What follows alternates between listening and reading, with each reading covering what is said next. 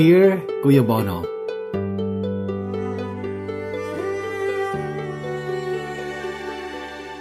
tunay na hindi mo pwedeng husgahan ang isang tao base sa kanyang itsura. Ang sabi ng mga kaibigan ko dito sa Hong Kong, mabait daw ako, matino, conservative.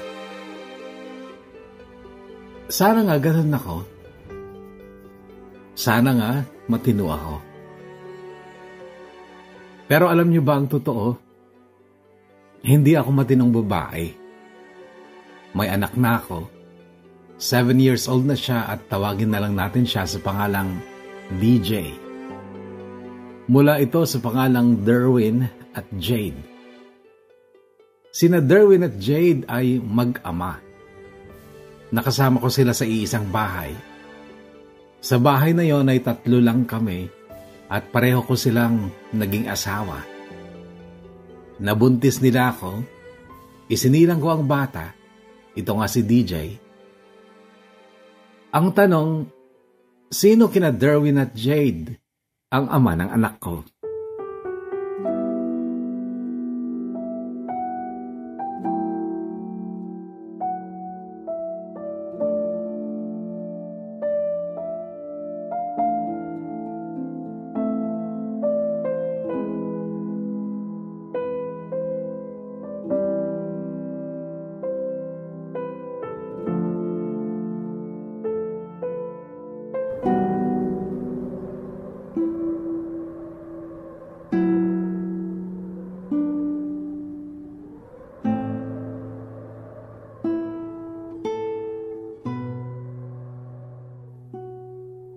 Edad 16 ako nung gumulo ang buhay namin.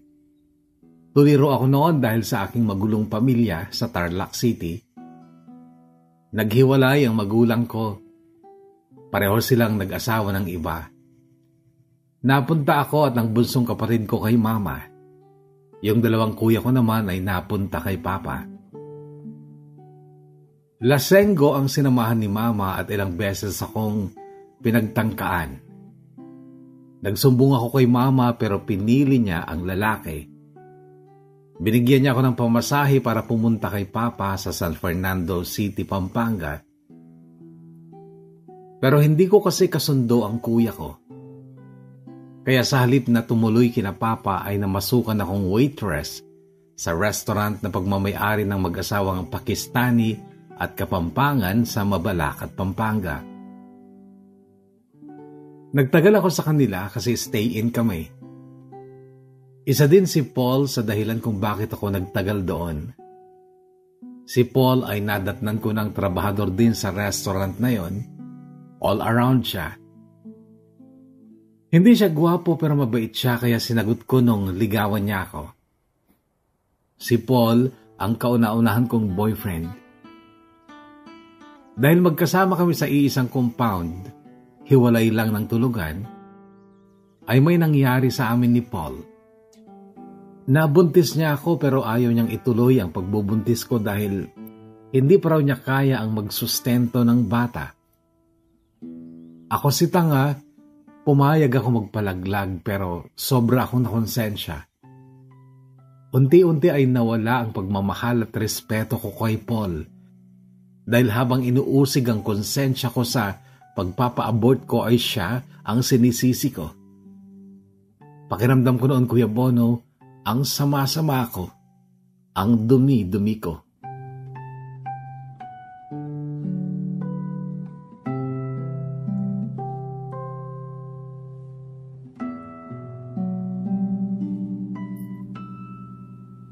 Kasi 17 ko lang nung magpa-abort ako.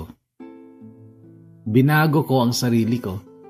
Dati napakasimple ko lang, parang losyang. Natuto akong mag-ayos at pumorma hanggang sa kinausap ako ng amo kong babae kung gusto ko daw ng mas malaking kita o sweldo. Lumipat daw ako sa bar nila at magtrabaho bilang GRO. Alam ko sa sarili ko, Kuya Bono, na hindi kagandahan ang mukha ko.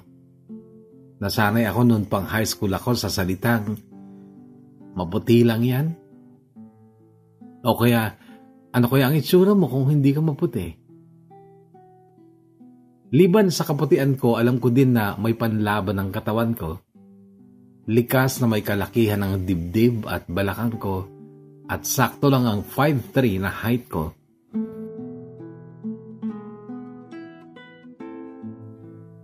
Pumayag ako, Kuya Bono, na malipat sa bar dahil gusto ko talagang layuan si Paul at gusto kong kumita na mas malaki. At totoo nga, mahigit doble ang kitaan sa bar kumpara sa restaurant. Sa tip pa lang at latest drink, solve na solve ka na. Pero sa bar na yon ay nakilala ko si Derwin. 33 years old siya noon, 17 naman ako. Pero hindi halatang 33 na siya dahil may itsura siya at maayos magdala. Siya ang unang customer na sinamahan ko sa labas. Maraming nag-aya noon na ilabas ako, pero karamihan ay matatandang malalaki ang tiyan. Kaya kahit alam kong hindi ako kagandahan ay pinagtatanggihan ko sila. Si Derwin may itsura at magandang pangangatawan kaya't pumayag akong makasama siya sa hotel. Masarap siya, Kuya Bono. Mahusay pa. Walang-wala siya kay Paul kung ikukumpara sa lahat ng aspeto. Pero hindi ko inamin kay Derwin noon na dati na akong nabuntis ni Paul. Hindi rin naman kasi siya nagtanong kung may nakauna na sa akin. Sa madaling salita, nahulog ako kay Derwin at ayon sa kanya ay maging siya din. Naniwala ako dahil mula nung mailabas niya ako ay gabi-gabi na siyang nasa bar at ako lang ang lagi niyang ka-table. Uuwi lang siya kapag magsasara na ang bar para daw masiguro niyang hindi na ako titable sa iba. 5 gabing ganon ang ginawa niya hanggang sa sinabi niyang iuwi na lang daw niya ako at magsama na lang kami na parang mag-asawa. Dahil minahal ko siya sa maikling panahon pa lang naming magkakilala ay pumayag ako, Kuya Bono. Umalis nga ako sa bar at sumama ako kay Derwin.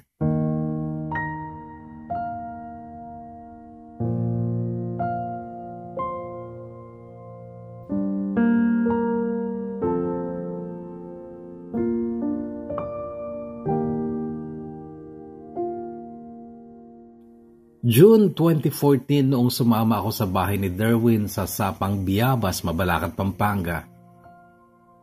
Halos wala na akong tulog noon dahil nagbanding kami ng mga kasama ko sa bar pagkatapos itong magsara. Yun daw ay parang padespedida nila sa akin kasi aalis na ako. Akala mo naman abroad ako. Alas 5 ng umaga nung dumating si Derwin para sunduin ako. Umangkas lang ako noon sa motor niya at ang bag ko'y parang kinandong lang ni Derwin sa harapan niya. Bumaba ako nung marating namin ang bahay ni Derwin dahil kinailangan niyang buksan ang maliit na gate para maipasok niya ang kanyang motor. Iginala ko ang paningin sa paligid. Dikit-dikit at maliliit lang ang mga bahay doon pero hindi naman squatter. May simentong bakod ang bahay ni Derwin pero dinugtungan pa niya ng kinakalawang ng yero noon kaya tumaas pa ito at wala kang makikita sa makipot na bakuran sa harap kung ikaw ay nasa kalsada. Pagpasok ko sa gate, agad kong nakita ang kabutihang dulot ng mataas na bakod dahil maraming bagay sa loob ng bakuran ang hindi dapat matanaw ng mga dumadaan. Kalat, basura at kung ano-anong nakatambak. At pagpasok ko sa loob ng bahay, napakarami ding kalat at mga kortinang nangingitim na sa dumi. Noon pa lang, Kuya Bono, ay nahusgahan ko si Derwin na siya ay tamad. Malaki ang TV sa maliit na salas pero noon pa lang ay natanaw ko na ang nakatambak na hugasin sa lababo.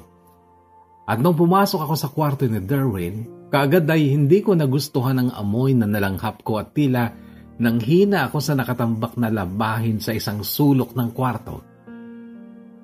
Umupo ako sa gilid ng kama. Umalis si Derwin. Pagbalik niya, naroon pa rin ako at nakaupo sa gilid ng kama. Inaya niya akong kumain. Bumili lang siya ng tapsilog sa kung saan. Papasok pa daw siya sa trabaho niya. Habang kumakain kami, hindi ko naiwasang mabulalas ang salitang, "Paano ka nakakahinga dito, Derwin?" Sinulyapan lang niya ako bago papilisopong sumagot ng, "Sa ilong ko." Mabilis siyang naligo at nagbihis. Nakaupo pa rin ako noon sa dining table set na monoblock na nangingitim na rin sa libag. Maya-maya ay lumabas na si Derwin. Nakapostura at humahalimuyak sa pabango. Inabutan niya ako ng 5,000 piso at sinabing, sabi nila, hindi raw magiging tahanan ng isang bahay kung walang babae sa loob nito. Ikaw nang bahala dito.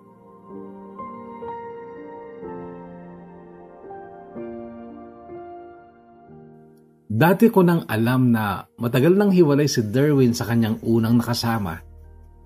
Nabuntis daw niya ito, nagkaanak sila ng lalaki pero hindi niya ito napakasalan dahil maagang nagsawa ang babae sa buhay na ibinigay sa kanya ni Derwin. Laki ako sa hirap, Kuya Bono, kaya't sanay naman ako sa mga gawaing bahay pero hindi ako eksperto. Nung magsimula akong maglinis at magsinop sa bahay ni Derwin, sa totoo lang ay hindi ko alam kung paano sisimulan dahil kahit saan ka lumingon ay may lilinisin at sisinupin. Pagpasok ko sa banyo, napakadumi din at naisip kong iyon ang una kong lilinisin pero wala palang mga gamit sa paglilinis. Ni sabong panlaba, wala. Naisip kong kaya siguro siya nag-iwan ng pera dahil kailangan ko mag-grocery at iyon ang ginawa ko. At sa loob ng Dalisay Grocery Store, habang tulak-tulak ko ang grocery cart ay may naramdaman akong maganda sa sarili ko. Yung pakiramdam na noon ko lang naramdaman. Pakiramdam na may asawa na ako at isa na akong may bahay, ginang ng tahanan. At noon, Kuya Bono, ay sinabi ko sa sarili ko na pagbubutihan ko ang pagganap sa tungkulin ko bilang asawa ni Derwin.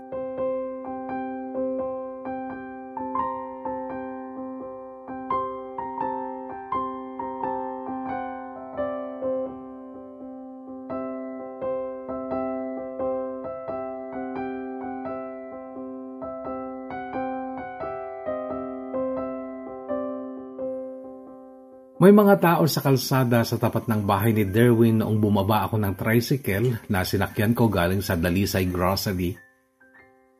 Tinginan sila sa akin.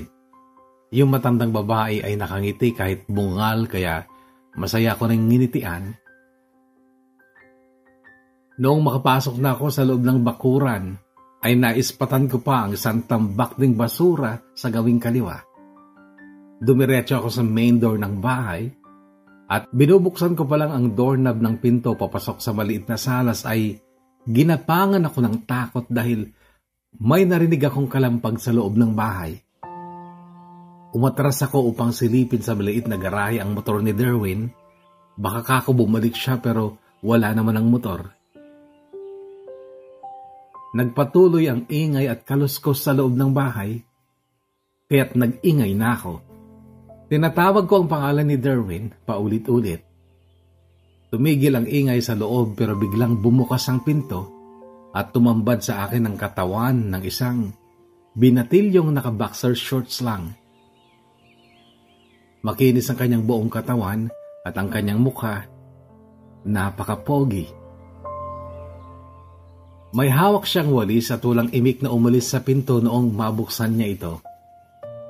Pagpasok ko, nakita ko ang maraming kalat at alikabok sa parang pasilyo sa pagitan ng dalawang kwarto.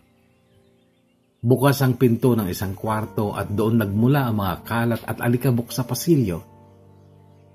Naglilinis siya sa kabilang kwarto.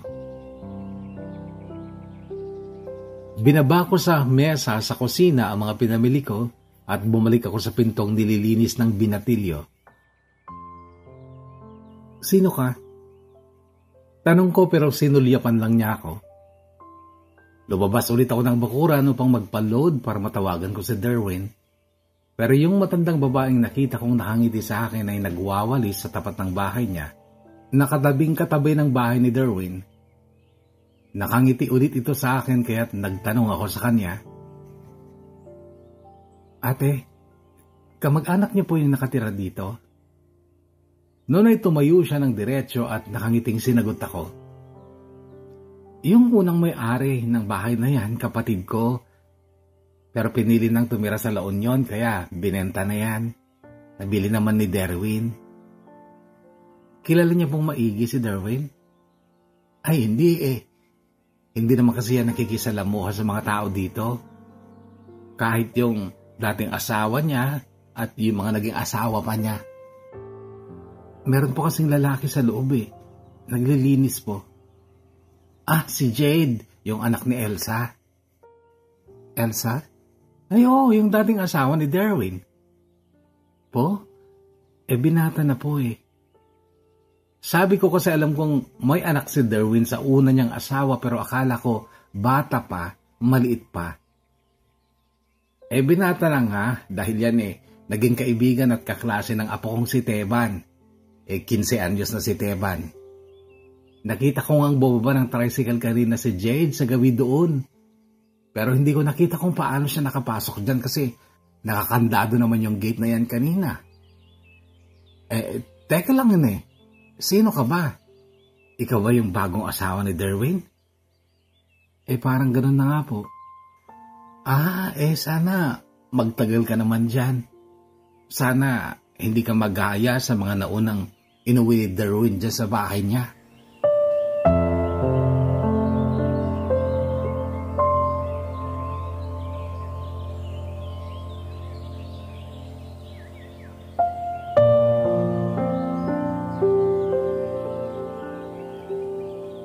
Inunahan ako ni Aling Melay. Hindi daw siya chismosa, sadyang marami lang daw siyang alam at mahilig siyang magkwento ng totoo. Hindi na ako tumuloy sa tindahan noon para magpa-load dahil wala na akong gustong itanong kay Derwin. Bumalik na lang ako sa bahay ni Derwin at sarado na ang kwarto ni Jade. Pero andun pa rin ang mga kalat sa pasilyo. Talagang kwarto lang niya ang nilinis niya. Nagbihis ako upang simulan ng sa tingin ko'y buong araw na paglilinis. Nag-shorts lang ako, maiksi at sleeveless na blouse na hapit sa katawan. Sumapit ang 12:00 ng tanghali, nagluto lang ako ng 2 noodles na nilagyan ko ng itlog. Kinatok ko ang pinto ng kwarto ni Jade pero tulog yata. Hinayaan ko na lang. Pagsapit ng 5:00 ng hapon, malinis na ang buong bahay. Mukha na talaga siyang bahay ng tao. Pero ang lahat ng maruruming damit na kinuha ko sa kwarto namin ni Derwin ay tinambak ko lang sa labas ng kusina, sa labahan. Kinabukasan ay paglalaba naman ang gagawin ko. Bago mag 5:30 ay naligo na ako. Nagluto na rin upang may pagsasaluhan kaming 3. Pasado 6:00 dumating si Derwin at inasahan kong matutuwa siya at papupurihan niya ako sa ginawa kong maghapong paglilinis pero ang narinig ko lang sa kanya ay, "Nasaan si Jade?" "Maghapon yatang tulog. Hindi pa nga lumalabas eh." Sinubukang pihitin ni Derwin ang doorknob ng pinto ni Jade pero sarado ito. Lumabas siya sa kusina pero agad ding bumalik. "Akala mo tulog. Wala dyan sa loob." "Wala ba? Hindi ko naman napansin eh. Maghapon kasi akong busy sa paglilinis. Hindi ka man lang ba talaga magpapasalamat?" "Bahay mo na rin to, Rachel. Kaya obligasyon mong linisin ito dahil ikaw ang asawa ko." Nasarapan ang tenga ko sa salitang, "Ikaw ang asawa ko." Pero naalala ko ang sinabi ni Aling Melay na nakailang babaeng inuwi na si Derwin sa bahay niya. Sinundan ko sa loob ng kwarto namin si Derwin. Nadatnan ko siyang nakahubo, brief lang ang natira. "Derwin, ilang babae na inuwi mo dito? Pang-ilan ako?" Tanong ko pero hindi niya ako sinagot. Sa halip, ang ginawa niya ay hinubo na rin ang brief niya. Hinila ako sa kama. Hindi pa ako nakakapagpahinga sa maghapong paglilinis pero pinagod na naman ako ni Derwin.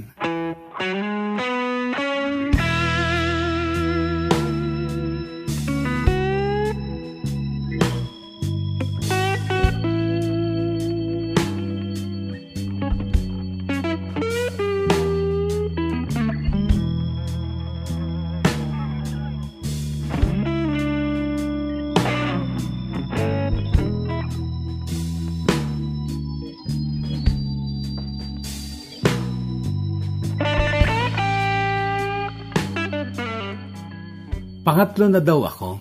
Hindi pa kasali ang una niyang nakasama, yung mami ni Jade, na hindi naman daw niya nakasama ng matagal dahil bata ba daw sila noon. 16 years old lang sila pareho nung magsama, 17 sila nung magkaanak, at hindi naging maayos ang pagsasama nila kaya't naghiwalay din. Nung time na makilala ko si Derwin, may asawa ng iba ang una niya, yung mami ni Jade. Hindi daw kasundo ni Jade ang stepfather niya kaya't halos lumaki ito sa lola niya, yung nanay ng mami niya. Kaso nung mamatay ang lola niya, naging impyerno na rin ang buhay niya dahil inaalipin daw siya ng mga tito at pinsan niyang mas matanda sa kanya. May galit si Jade sa papa niyang si Derwin kaya't kung may choice lang daw sana siya ay ayaw niyang tumira sa bahay ng papa niya.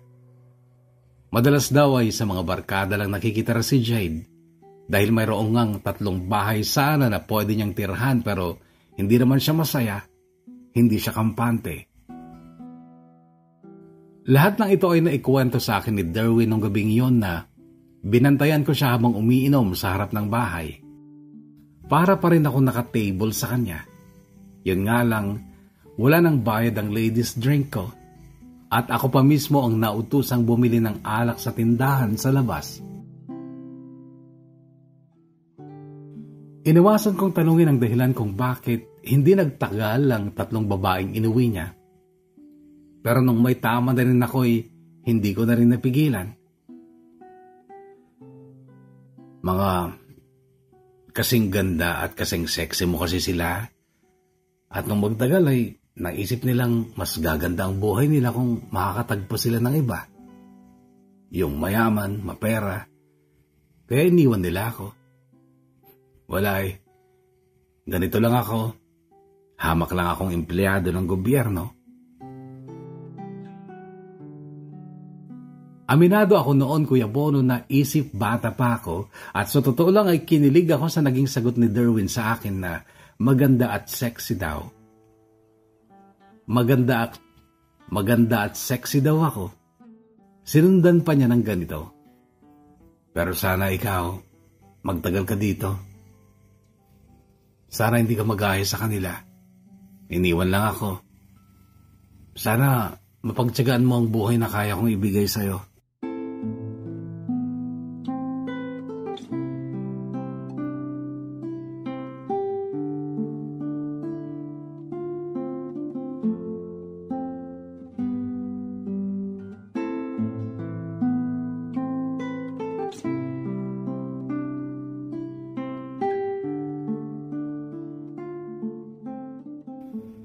Nagtagal ako, Kuya Bono. 1 taon mahigit. Yun lang ang haba ng panahong kinaya kong magtiis dahil lumabas ang totoong pagkatao ni Derwin. Mabisyo siya at talagang mahilig sa beer house, mahilig sa bar. 3 buwan lang niyang nakayanang hindi mag-bar. Pero makaraan ng 3 buwan naming pagsasama, kay dalas ng gabi kung umuwi at nakainom. Ang masakit kapag sweldo niya ay halos wala siyang naiaabot sa akin dahil napupunta sa bisyo at malamang kahit hindi niya aminin ay sa babae rin. Hindi naman siya nananakit, Kuya Bono. Hindi nga rin nagagalit ng sobra kahit na tinatalakan ko na siya. Mababa pa rin ang tono kung magsalita. At matutulog na lang siya, tatakpan ng una ng tenga niya. Maya-maya ay naghihilik na. 33 na siya noon, Kuya Bono, pero tingin ko mas mature pa akong mag-isip sa kanya. Para siyang batang walang pakialam sa kinabukasan. Hindi talaga nakapagtatakang iniwan siya ng mga babaeng nauna sa akin. Maging ang anak niyang si Jade, kay dalang niyang kausapin. Kausapin man niya, galit ang tono ng boses niya. Kay dalang din niyang bigyan ng pera si Jade, samantalang nag-aaral si Jade noon. 1st year high school pa lang siya noon, pero 15 anyos na dahil ilang beses daw nagtigil sa pag-aaral. Hindi rin kami close ni Jade nung una. Ayaw niya akong kausapin kahit na nilalapitan ko na siya. Napakailap niya. Para bang nadadamay ako sa anumang galit niya sa papa niya. Ni minsan, Kuya Bono, hindi siya sumabay sa pagkain sa amin. Kakain lang siya kapag nakapasok na kami ni Derwin sa kwarto namin at sa umaga, hindi talaga siya kumakain ng almusal. Sa totoo lang, Kuya Bono, gusto ko na rin talagang layasan si Derwin noon. Nakapagsimula na nga akong maghanap noon ng trabahong mapapasukan ko. Pumasyal pa nga ako sa dati kong pinagtatrabaho ang bar pero sarado na pala ito dahil nagkaroon daw ng kaso at pinasara. Yung restaurant na una kong pinagtrabahoan ay bukas pa pero naroon pa rin si Paul at isa pa. Ayoko na rin talaga ng trabahong napakahirap at sobrang nakakapagod pero ang sweldo'y barya-barya. Oo, napamahal ng husto sa akin si Derwin. Nilalawakan ko ang pangunawa ko noon. Sabi ko baka isang araw ay mauntog din at magbago. Tigilan ng malalang bisyo sa pagbe-beer house. Baka kako isang araw ay mapagtanto niyang sayang ako kung mawawala ako sa buhay niya. Kaya lang ay hindi yun nangyari. Hindi siya nagbago.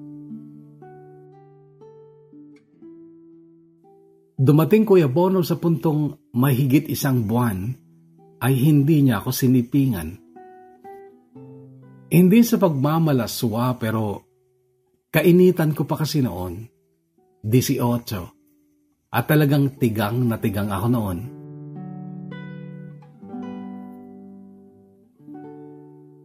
Dati kasi, sa unang 3 buwan naming pagsasama ni Derwin ay halos gabi-gabi, kuminsan ay every other night ay nagsisiping kami.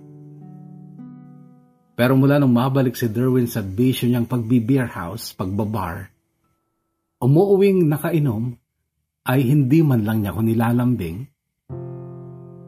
At kapag ako ang maglalambing sa kanya, sa aming kama, tinatalikuran niya ako.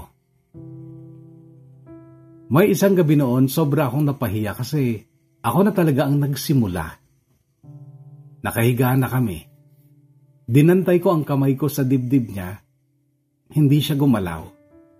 Nilipat ko na ang kamay ko doon sa manoy niya pero inalis niya ang kamay ko tsaka ako tinalikuran. Hindi ako nakapagpigil, Kuya Bono. Napaluha ako at ang sabi ko,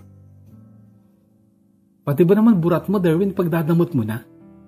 Babae ako, kailangan ko ng dilig." Sabi ko na wala akong pakialam noon kung narinig man ng kapitbahay ang sinabi ko.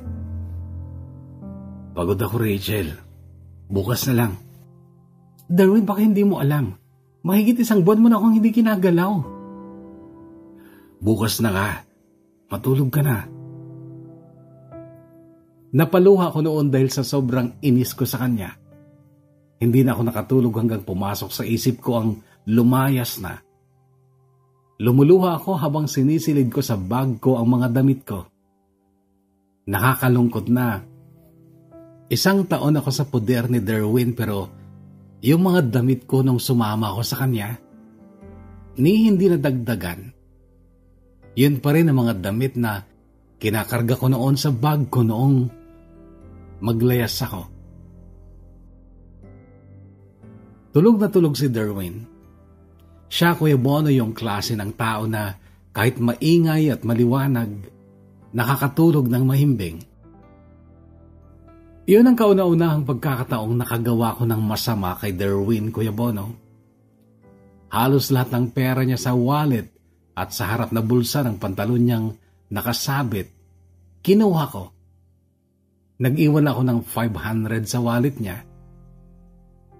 At hindi ko na rin nilima sa mga barya sa pangharap na bulsa ng pantalon niya, pero yung mga papel na perang lukot, kinuha ko din. Pagkatapos doon ay dahan-dahan akong humakbang palabas ng kwarto, bit-bit ang bag ko. Ang nasa isip ko noon ay uuwi muna ako sa mama ko sa Tarlac, at sa Tarlac, Pangasinan o Baguio na lang ako maghahanap ng trabaho. Maayos kong naisara ang pinto ng kwarto namin ni Derwin paglabas ko. Noon nagdilim dahil ang tanging bukas na ilaw noon ay ang ilaw sa kwarto at ang bahagyang liwanag mula sa streetlight sa labas na tumagos sa bintana ng salas. Maraan pa rin akong humakbang patungong pinto ng salas kung saan ako lalabas. Pero nung pinipihit ko na ang doorknob ng pinto ay narinig ko ang langit-ngit ng pintong nagbukas. Parang huminto ang mundo ko noon kasabay ng malakas na pagkabog ng dibdib ko. Ang nasa isip ko noon, Kuya Bono, ay nagising si Derwin at lagot ako. Pero hindi ako gumalaw. Kaya lang, napaigtad ako nang maramdaman ko ang kamay sa bewang ko at marahang gumapang sa dibdib ko. Nung una, isang kamay lang, pero naramdaman ko rin ang isa pang kamay na lumamas sa malusog kong dibdib. At gusto ko yun, gustong gusto ko, dahil noon nga'y tigang na tigang ako. Noon ay humarap na ako at nalaman kong hindi si Derwin yun kundi ang anak niyang si Jade. Noong nakaharap na ako kay Jade, hinagkan niya ako sa mga labi ko. Asiwa ako nung una pero nung maramdaman kong mas malambot at mas makapal ang labi ni Jade ay ginanahan na rin ako. Kinuha niya ang kamay ko at dinala yon sa kanyang nagngangalit na batuta. Hinimas ko naman ito saglit pero parang biglang nagbago ang isip niya. Hinila niya ako sa sofa at doon, Kuya Bono, ay naganap ang pangyayaring alam kong hindi tama pero nagustuhan ko ng sobra. Dahil noong mga panahong yun ay tigang na tigang ako.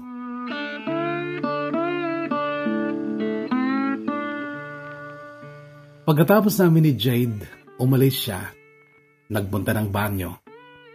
Sinamantala ko yun upang ayusin ang sarili ko at tumakas na. Mabilis akong lumabas ng bahay pero kinailangan ko ding bumalik kaagad dahil nakakandado pala ang maliit na gate. Kinuha ko ang susi sa side table ng kama. Tulog na tulog pa rin si Derwin kaya't walang naging aberya. Nakita kong nakailaw ang kwarto ni Jade pero siya man, alam kong hindi niya ako dapat makita. Mabilis kong tinungo ang gate. Pagbukas ko ng padlock ay tinapon ko ito sa gilid, tsaka ako nagmamadaling tumakas na. Pasado 12:00 na noon ng madaling araw pero may mga tambay pa sa kalsada kaya't hindi ang direksyong yon ang tinahak ko.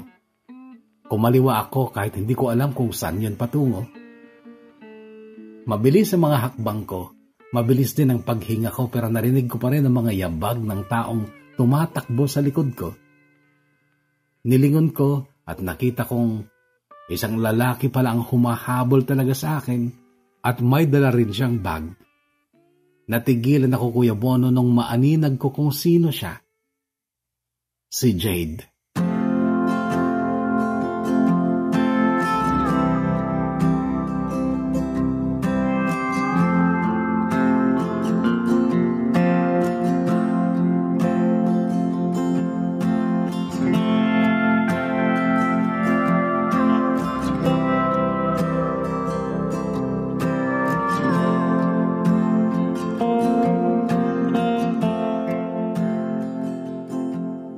Ang totoo, may takot akong lalakad o lilisaw-lisaw sa Mabalacat sa ganong oras. Kaya't kahit nagdalawang isip ako ay pumayag na lang ako sa pakiusap ni Jade na sasama siya sa akin. Naglakad kami hanggang terminal ng Victory Liner na hindi naman pala kalayuan, pero hanggang noon ay hindi namin alam kung saan kami pupunta. Pagod kaming pareho noon kaya't umupo muna kami sa parang sidewalk ng terminal hanggang sa magsalita si Jade. May pera ka ba? Napatitig ako sa gwapo niyang mukha. Walang pera si Papa eh. Dugtong pa niya. Paano mo nalaman na wala siyang pera? Tinignan ko sa wallet niya. 555 lang nakuha ko. Noon ay binuksan ko naman ang bulsa ng bag ko at inilabas ko ang lahat ng perang nakuha ko. Binilang ko yun sa harap ng anak ng lalaking ninakawan ko. Kulang 10,000 pala ang nalimas ko. naunahan kita. Nakangiting sabi ko kay Jade. Nakatitig siya sa mukha ko noon at bahagya ding napangiti pero hindi ko inaasahang hahagkan ulit niya ako sa mga labi ko. Hinayaan ko na lang Kuya Bono. Malayo naman sa amin ang ibang tao noon sa terminal, kaya't nilasap ko na rin ang sariwang halik ng malalambot na labi ni Jade.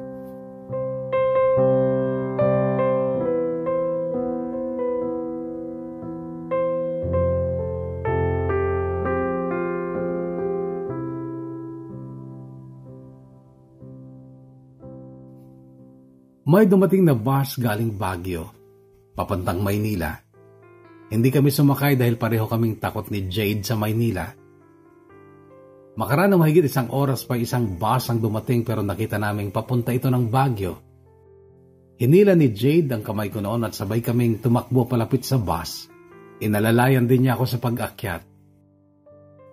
Maraming bakanting upuan noon pero pinili pa rin ni Jade sa likod at kahit nauna siya sa akin ay pinauna pa rin niya akong umupo.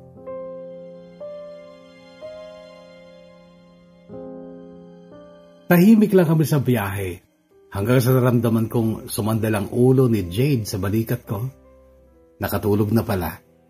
Hinayaan ko siyang sumandal sa balikat ko pero tuwing pipreno o liliko ang basay, nahuhulog ang ulo niya kaya't ginising ko siya Kuya Bono at ang sabi ko, humiga ka na lang dito sa kandungan ko.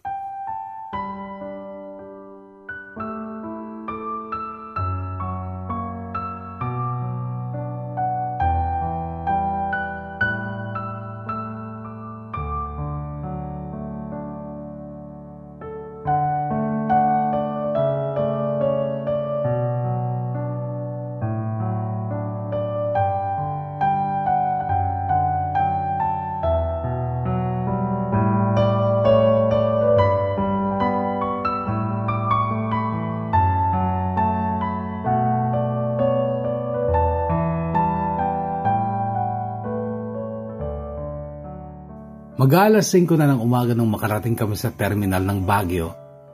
Naghanap kami noon ng makakainan at parang noon pa lang Kuya Bono ay tila ba ako ang boss. Kasi mas matanda ako kay Jade ng 2 taon. Isa pa'y parang hindi talaga siya sanay. Tuwing susulyapan ko ang mukha niya, yung mga mata niya parang bata na mamangha sa paligid niya. Nung matapos kaming kumain, inaya ko siyang maglakad-lakad para maghanap ng nakapaskil na room for rent. Ako ang nauuna sa paglalakad pero bigla ko na lang mararamdaman ang kamay niya sa balikat ko o sa palad ko na para talagang batang takot maiwan. Nakakita kami ng nakapaskil na room for rent, may cellphone number. Tinawagan ko at sinagot naman pero saglit ko lang nakausap dahil naputol, naubusan ako ng load. Naghanap kami ng bukas na tindahan at noong makapagpa-load ako ay muli kong tinawagan ng numero. 2,000 daw ang renta at kailangan ng 1 month advance, 1 month deposit. Naisip kong mura na yon dahil Baguio City yon. Sabi ko sa babaeng kausap ko, tingnan namin ang kwarto. Sinabi niya kung saan, Greenwater Village. Nagtanong-tanong naman kami sa mga taong nadaanan namin. Hanggang sa natuntun nga namin sa wakas ang unang pugad namin ni Jade.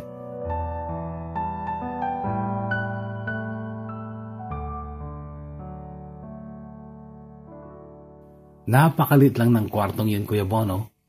3 pintong magkakatabi. 3 unit at nasa likod dito ng medyo malaking bahay ng may-ari. Pababa ang lupa kaya't ang likod ng inuupahan namin ay bangin na.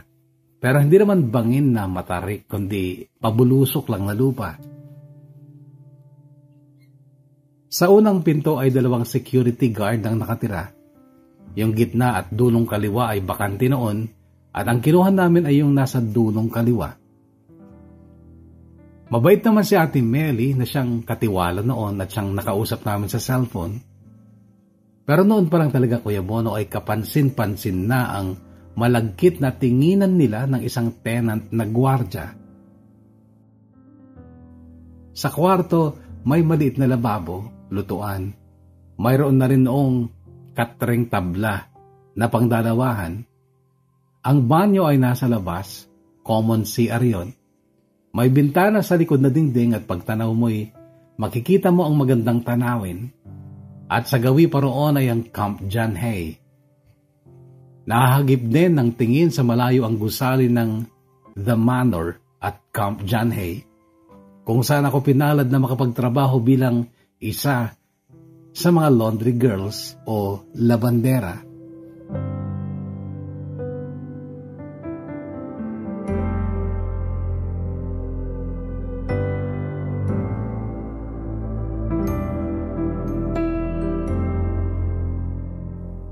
Dalawang linggo pa lang kami sa aming tirahan sa Greenwater nung bigla na lang ay iba na ang may-ari ng paupahan. Isang maganda at maputing babaeng may anak na makulit.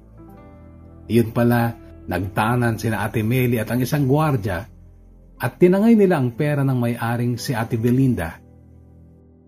Kagagaling lang noon ni Ate Belinda ng Dubai. Doon din niya isinilang ang anak niyang makulit pero napakapogi na si Abdul. Anak ito ng Emirati, pero hindi daw pinakasalan si Ate Belinda ng Emirating yon. Mahirap nung una, Kuya Bono, pero inspired ako at masaya kasi maligaya kami ni Jade. Oo, para lang kaming nagbabahay-bahayan noon pero nalaman kong marami din palang alam na trabaho si Jade. Marunong siyang magluto at maglaba at sa totoo lang, mga damit namin noon ay siya ang naglalaba. Kumikita din noon si Jade sa pagiging yayo kay Abdul, ang anak ng landlady namin sa Ate Belinda. Malit lang ang bigay sa kanya pero at least kahit papano'y nagkakapera at libre pa ang tanghalian niya dahil kina Ate Belinda na siya kumakain. Madalas nung una, nilalakad ko lang Kuya Bono ang papasok sa trabaho. Nasa 20 to 25 minutes na lakaran yon sa Luwakan Road. Tapos sa gabi, pagkatapos ng trabaho, sinusundo naman ako ni Jade at kaming dalawa ang lalakad pa uwi.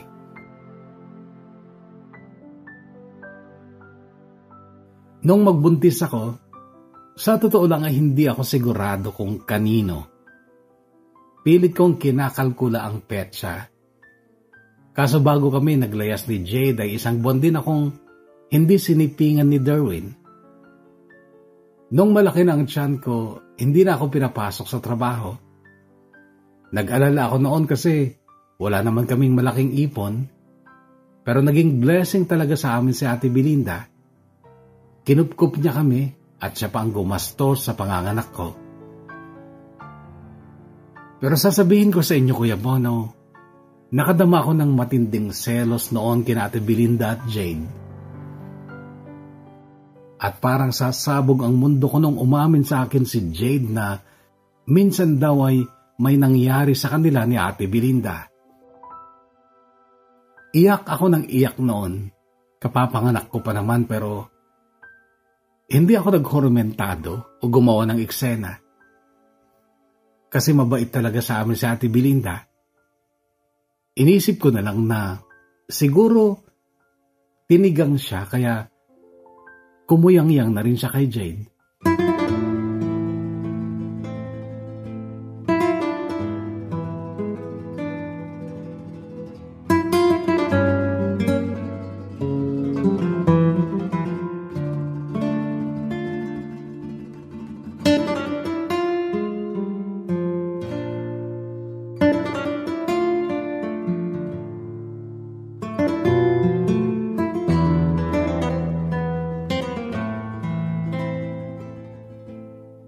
Isang taon na ang anak ko nung mabenta ni Ate Belinda ang bahay niya maging ang paupahan kung saan kami nakatira. Hindi naman kami pinaalis ng bagong may-ari, pero tinaasan lang ang renta ng 500. Si Ate Belinda at ang anak niya ay bumalik noon sa UAE. Ako naman ay nagtrabaho ulit sa The Manor ng 2 taon, pero naisipan ko mag-abroad.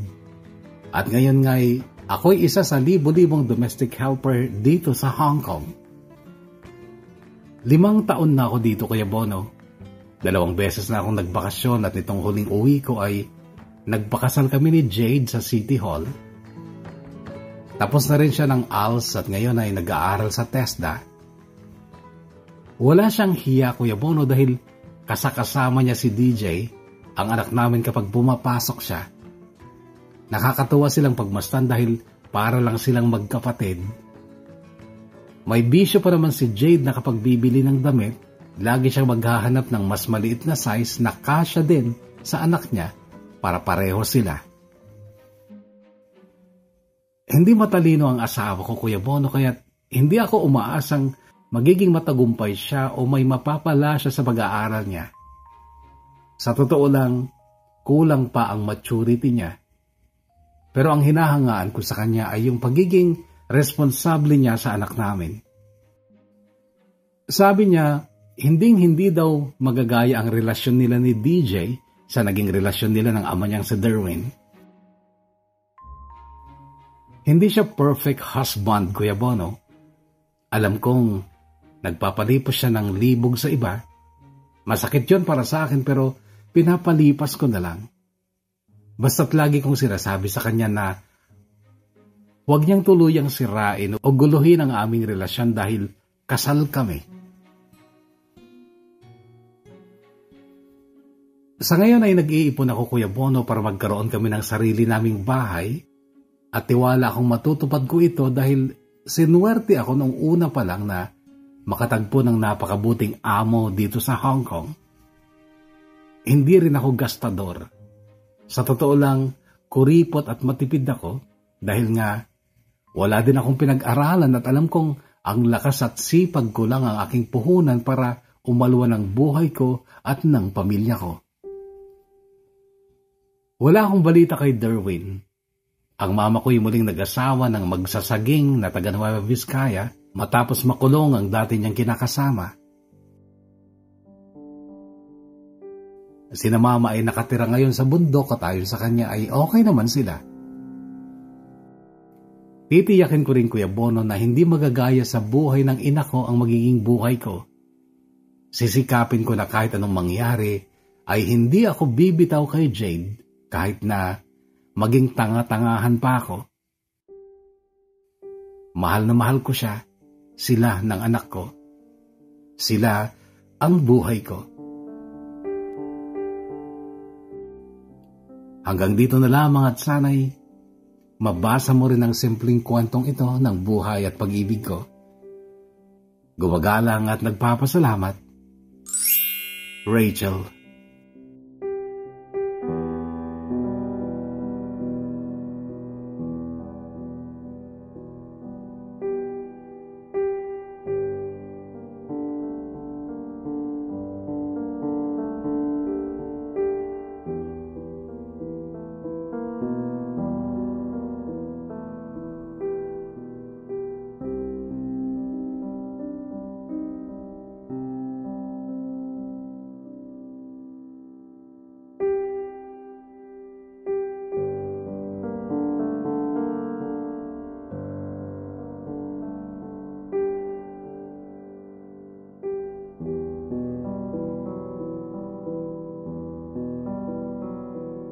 Kahugod na Rachel, parang wala akong nakikitang masyadong halaga pa kung bakit dapat mo malaman kung sino ang ama ni DJ.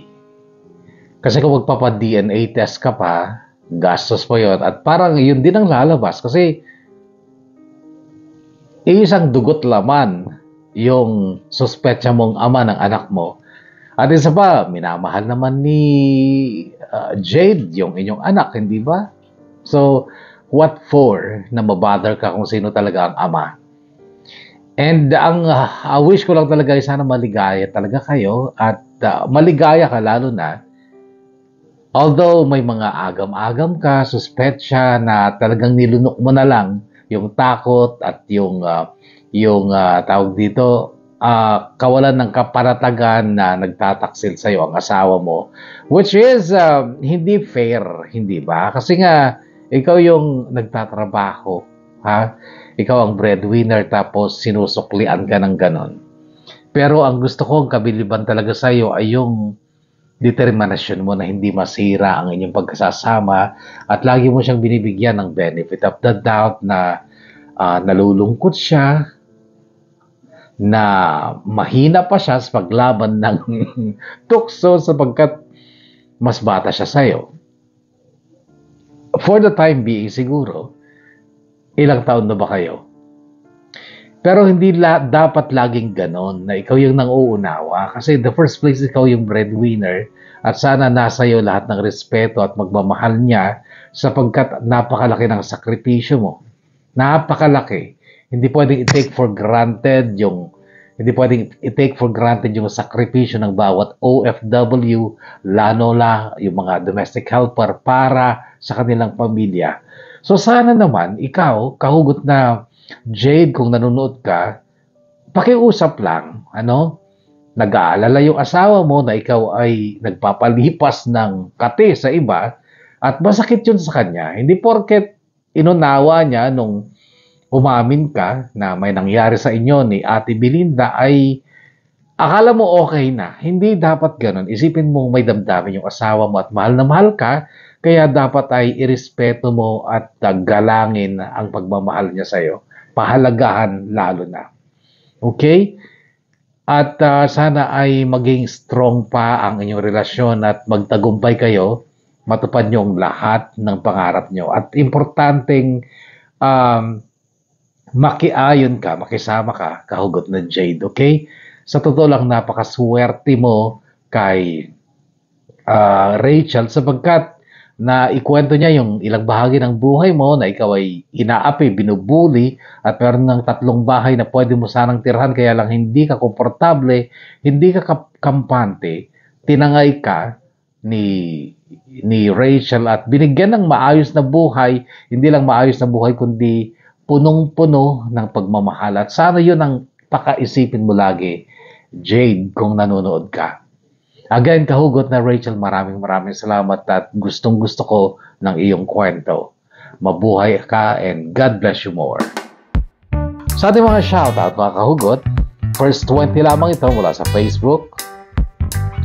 Shoutout or belated happy birthday nga pala to Happy Kid Jaden's mom na si Miracle Joy Carillo Baracao. Isang solid kahugot yan at kabarangay ko pa.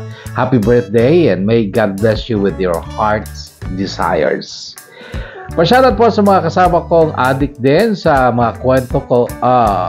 Sa mga kwento, Christy Balwang, Mia Rufina Balwang, Olaw, and Colyado Asuncion Marichel, Karen Sapphire Kimau Kapuyan, Ruth Lumitap Kimau from Just Shane Asheron.